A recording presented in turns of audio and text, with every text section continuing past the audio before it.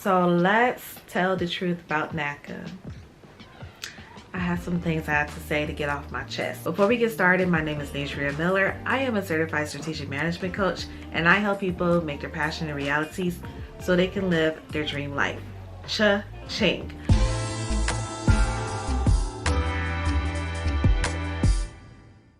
As you guys may be aware of, I have purchased my home through NACA last March in the middle of a pandemic. If you haven't had a chance to check out that video, hit this one, and there's also another one I did because I just love spreading the word of NACA. First thing first is NACA is a mortgage program. While they are helping you get your finances and everything in order for your house that you are about to buy, because if you're watching this video, I'm pretty sure you're in the process of buying a home or trying to buy a home, and congratulations, even though you don't have your key, it is on the way, receive it. But NACA is here to help you get your finances and everything in order, so when they prepare your file, they're going to send it over to Bank of America so that you can go ahead and get that loan. They basically are making sure when your file gets transferred, you're automatically approved. So you get the pre-qualification from NACA, which means that they're giving Bank of America the green light that yes, we have a good client on our hands right now. He or she is meeting all of the things that we need them to meet in order to be successful for the program. They are being very diligent, and this is why you got to stay on top of things, because the more you can show them how diligent and determined you are in order to get your home, the more you're going to speed up the process. If you are just lollygagging, you're like, oh, I'm not turning in this document, or I'm just going to send this later this week, you're not on it. Okay, just think about this. If you had an opportunity to give out a $100,000 loan, right, and the person has to pay you back, wouldn't you want to put some type of measures in place to make sure they're a receiver of that loan from you? So you have to prove to not just NACA but to yourself how determined you are to get this home. Another thing is, I get questions about the interest rate. Yes, the interest rate is very, very low. Mine was at 2.5%. And let me tell you guys how this worked out. So, like, let's say the interest rate right now is 3.25%. I think other mortgage fees are like 6%.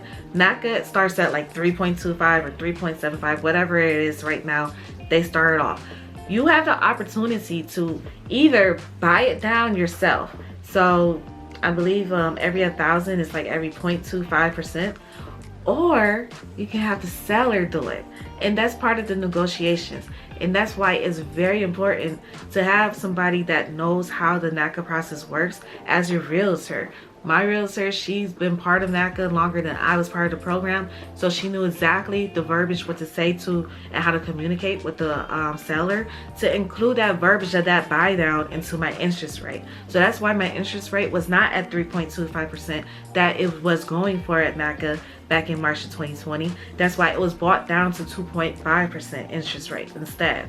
Also, you do not have to pay any down payments. Typically, most banks require you to put 20% down. If you have a $100,000 loan, 20% down is $20,000. So do you have that capital, whether it's in cash or in your retirement accounts, wherever type of situation you're coming from? Do you have that money, and are you willing to put that money towards a down payment? Honestly, I don't want to put any money down. I don't want to touch anything in my accounts. I want that money to stay there so it can continue growing. So to not have any down payments is a great idea for NACA. That's one of the reasons why I chose to go with them, because I didn't want to touch any of the assets that I already had. NACA, you are not required to pay for any closing costs. Matter of fact, at closing, seller or the underwriter, whatever the situation was, they owed me money. And you know, I'm not gonna ask no questions. I just took it and I was like, good, you know. So that's another beauty about NACA, is that they basically allow you to like come up on top. How many other programs and organizations besides my Elevate Your Life workshops allows you to come up on top and just become more elevated when it comes to building assets and building that income? I honestly did not have any issues with NACA in the program. I didn't have any issues with the mortgage program. I mean, there were some things going on with some of the personnel as far as like my first realtors that I worked with, but the realtor that I got ultimately matched with, like, she is like so good at what she does. We still communicate till this day. Hi Kathleen, I hope all is well with you. And I just really feel like she's part of my family, you know. And I'm not the type of person to bash the program or bash anybody in the program. Some people just have their off days, and I understand that. But I'm the type of person that I'm a go-getter. I go after what I want, and if I don't think that you are doing anything for me, I roundabout. So with that being said, if you are struggling with somebody, there are ways that you can get around. And if you need me to tell you what to do, and let's say you're going through a roadblock right now in the program, just email me. You can either email me at naturalnormalnay@gmail.com or passion@asiamiller.com and tell me what your situation is, and I'll, you know, give you some tips. But if you know the right people to talk to, they're very, very helpful, and they're able to push you on to getting your house. Another thing that I have to say that is very important is to make sure you work in your purchase agreement that you are going to have that homeowner's warranty. When I bought the house, yes, I had 2 inspections from the same guy, and I had an engineering restructuring inspection. But some stuff wasn't all the way caught, you know, and you know, you got to be truthful that we're all human. Yes, I was upset, but luckily I had a homeowner's warranty that the seller went ahead and purchased for the first year. Make sure you're working that into your purchase agreement, and I believe NACA does make you have to ask for that, because they want to make sure when you get in your house you are prepared and ready for anything. So they want to make sure you have your right insurance, the proper home warranty, so that you can just be successful as a homeowner. Just to name a few of the items that I have for file: at least 90 days worth of paycheck stubs. Make sure you have your paycheck stubs for 90 days. If you are like self-employed, make sure you have your 2 years worth of tax returns. I think that's how it goes. Regardless if you are self-employed or not, you should have your tax returns, at least two years worth. And I know some people, when you do your tax returns, you might do it online. Like me, I do it on TurboTax. If you are doing it that way, make sure when you print it out, right where it says sign here, make sure you sign and date that, because they're going to need that signature on file for the bank. You also want to start pulling your return transcripts. So this is where you go into the irs.gov website, put in your information, and start that process. They can either send it to you in the mail, or you can like download it off their site. Just in case, start the process now, because there's a lot of documents that you need to get, and the more you have up front, the faster you can speed it up. Yeah, you want your tax returns, you want your W-2s. I'm sorry, I'm reading off of my notes real quick off of my computer of what I actually have in my files. Your bank statements, make sure you have at least 3 months worth of each bank statement, each credit card bill that you have, or account that you have. All of your car notes, make sure you have your statements for that as well. You want to make sure that you're in good standing. And that's the thing, make sure you don't have any late items on your report. They're not going to pull your credit score. They just want to see if your credit report is in good standing. But don't let that stop you if you are late on some stuff. There are items called letters of explanation that they can walk you through writing, so you can go ahead and tell the bank how come you were late and what you're going to do to stop being late in the future, and make sure you are on top of everything. So do not think that your situation is going to stop you from not getting a home. Another thing that you want to have are your student loans. If you have your student loans, make sure you go into repayment status. You can be on your income driven repayment. I am. The biggest thing is that you want to have your mortgage ladder pulled from your student loan company or servicer, and you also want to have like your payments, like you know how you get your payment that, hey, this is what's due and how much more you have left on your bill.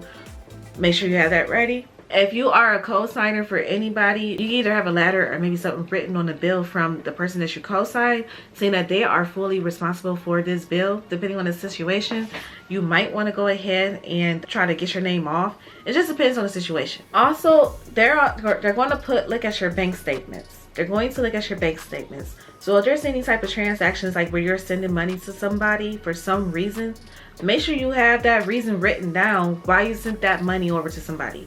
So if you like live in a household, or you are dealing with somebody and you take care of them, or you know they take care of you and you guys got money going back and forth or something, make sure you have that documented, because they want to make sure they have a good paper trail on what your sources of income are and where your money is going to. The biggest thing is Make sure you show any type of assets that you have. So my biggest asset at the time was my retirement account. So I pulled out my account statements for the past 90 days and I had that on hand to show them like, hey, I continuously grow this account. My employer grows the account with me. So here are my account statements proving that this is an asset and I'm continuously growing it. There's no loans on it. I'm in good standing. And they can use that to help you qualify as well. This also goes for your HSA account. That's another asset. That's a health savings account. If you have a high deductible plan, most of the time you have money in there just sitting there. That goes into another thing. If you have any medical bills, make sure you let them know about any type of debt that you have up front, because if they find out about it at the tail end, it's going to dang near stop the process for you. So if you have any medical bills you're paying, you need to let them know and just show like your plan of action. Get on the phone with any companies that you might have debts for, and that way they can send you any type of documentation showing like this is what your payment is for your payment terms for this amount of time. If you can get them to say we are not going to call for you to pay this loan in full but ahead of time, have that in writing as well. Even if your credit report shows your name and address being something different, write a letter for it. Okay, write a letter of an explanation. If you want me to send you over what I did, email me, okay? Also, to speed up the process, make sure you have your photo ID like already scanned in, ready to go. That's going to help speed stuff up, and keep that like on your phone. So let's say you're out and about and you have to send something over. If you have it like already on your phone, you can send it through. What I did was I kept all of mine on my OneDrive account. Yeah, I kept all of my documentation on my OneDrive account. So if I got a call that if I needed to submit something, I just went ahead, pulled over, and sent what I had to send in the email. If you're renting, you want to get rental verification from your landlord. It's called a rental history verification form. They fill it out. They should say you're paid in full, you're good to go. They sign and date it. They have to fax it back over to NACA. Also, along with your license, make sure you have your social security card ready to go as well. All right, so I know this is probably really long. There's a lot more details that goes into NACA, but I just want to make sure everybody is ready to go.